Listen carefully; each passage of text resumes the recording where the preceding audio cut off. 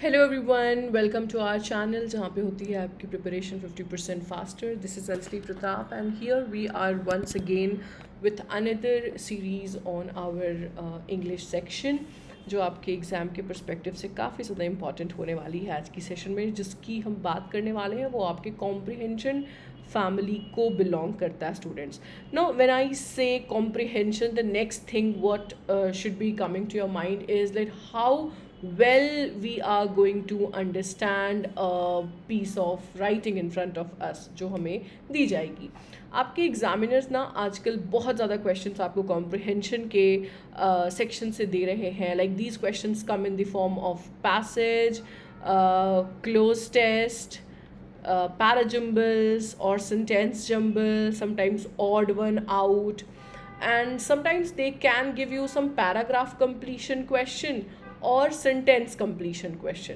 तो ये कुछ ऐसे क्वेश्चंस हैं जो हम एक्सपेक्ट करते हैं जहाँ पे हमारी कॉम्प्रिहेंडिंग एबिलिटी जो है वो पूछी जा सकती है एग्जामिनर के द्वारा. So we will try to understand, we will understand step by step process in order to solve comprehension based question. हालांकि आज की सेशन में हमारा फोकस रहेगा क्लोज टेस्ट के ऊपर, जिसे आप क्लोज पैसेज के नाम से भी जानते हैं. Guys this might pronounced as like close but spelling में वो जेड होता है, एस नहीं होता है.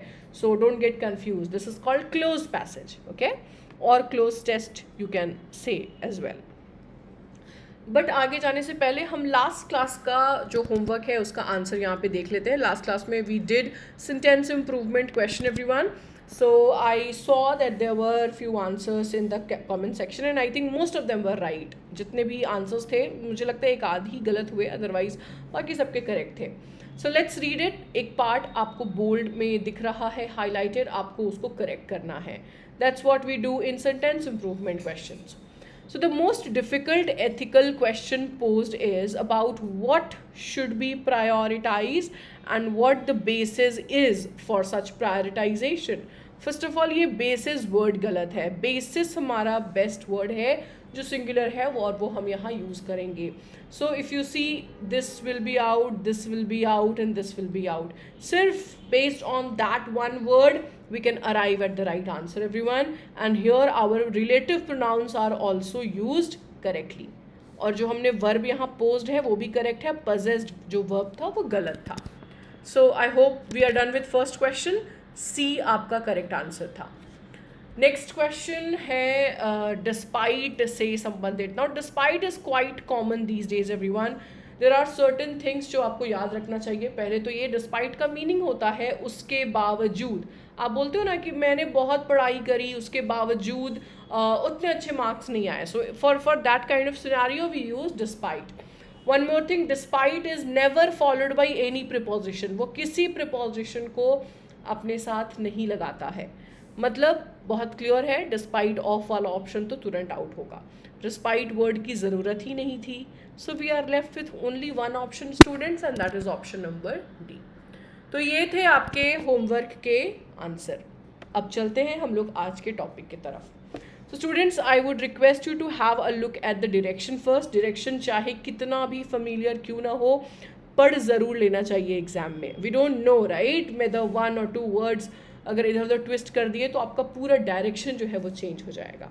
ओके, चलिए सबसे पहले एक बात आप सब लोग समझ लीजिए that the very first step what we are going to follow is we will read the passage completely without stopping in between. हम बिल्कुल भी नहीं रुकेंगे ब्लैंक पर, हम बिल्कुल भी नहीं रुकेंगे व्हेन वन और two sentences are getting ended.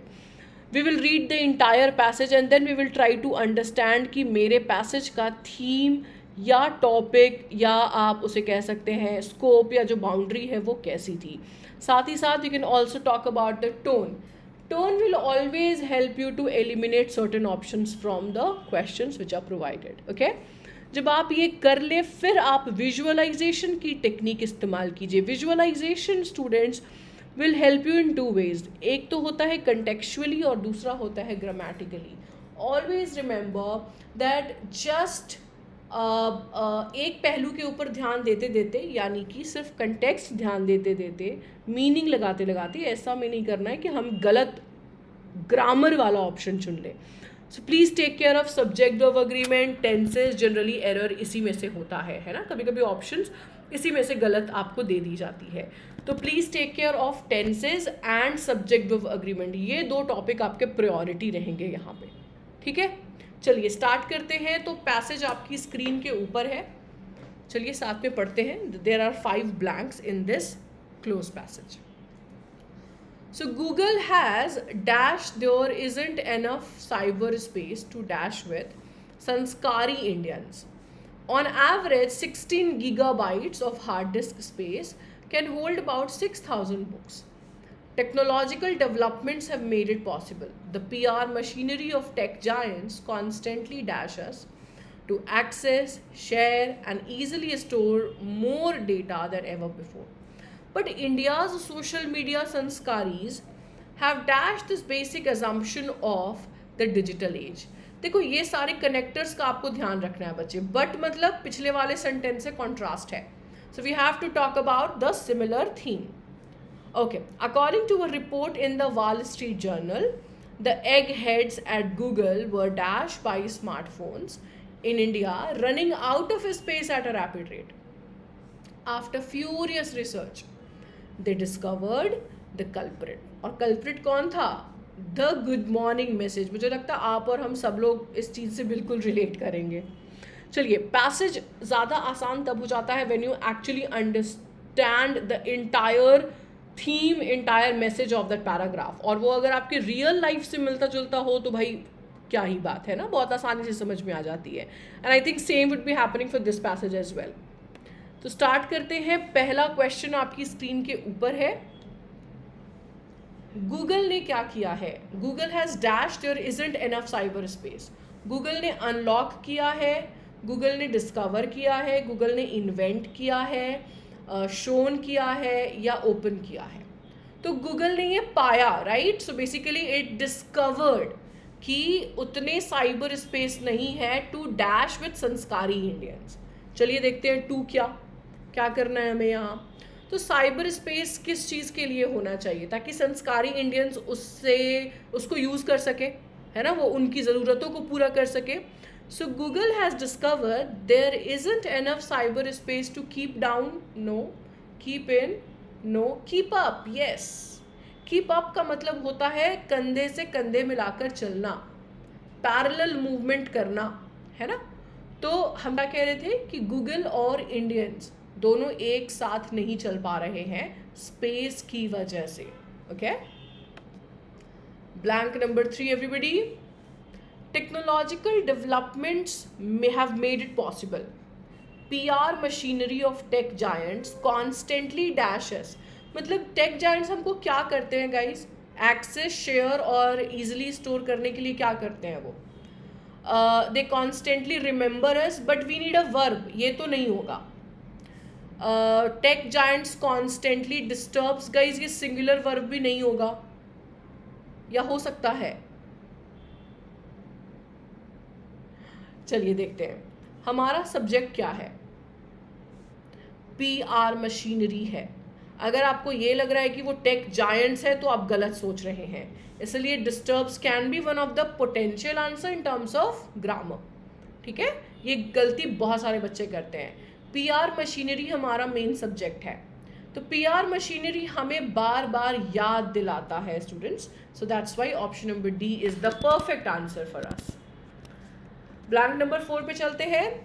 लेकिन इंडिया के जो सोशल मीडिया संस्कारीज हैं they have dash this basic assumption. तो उन्होंने चैलेंज किया है, बट है तो थोड़ा कॉन्ट्रास्ट हो सकता है. अच्छा, हैव के बाद we can not use V1, we can not use discuss, फिर आता है इग्नोर. तो अब आप सोचो A लगेगा या D लगेगा. इंडिया के सोशल मीडिया संस्कारी ने इस बेसिक अजम्पशन को चैलेंज किया है, राइट. चलिए, we have made our way to all the 4 blanks. अब एक लास्ट बचा हुआ है. According to a report in the Wall Street Journal, जो एगहेड्स है गूगल के, मतलब जो थिंक टैंक्स हैं, वो dash by smartphones in India running out of space at rapid rate. मतलब शायद उनको कुछ समझ नहीं आ रहा है कि भाई इतनी जल्दी जल्दी कैसे ख़त्म हो जा रहा है इंडियंस के फ़ोन का स्पेस, है ना. तो these eggheads at Google were lost, were puzzled, were messing up, were clear, were certain. Were puzzled. They were confused. So the best possible answer for last blank is option number B. Clear everyone? अब आप सोच रहे हैं कि ma'am हमें कैसे मालूम चलेगा कि वो puzzled है, lost क्यों नहीं है? अगला लाइन से कनेक्ट कीजिए everyone. They are getting furious. They are doing furious research. आप गुस्से में या आप थोड़े डेस्पेरेट सर्च तब करते हो जब आप किसी चीज़ से काफ़ी परेशान हो, isn't it? तो फ्यूरियस वो वर्ड है जो हमें हेल्प कर रहा है पजल वर्ड को चुनने के लिए. So that's why I suggested in the beginning कि आपको पूरा पैसेज पढ़ना चाहिए.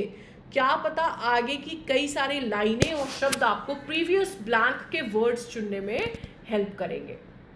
Right everybody?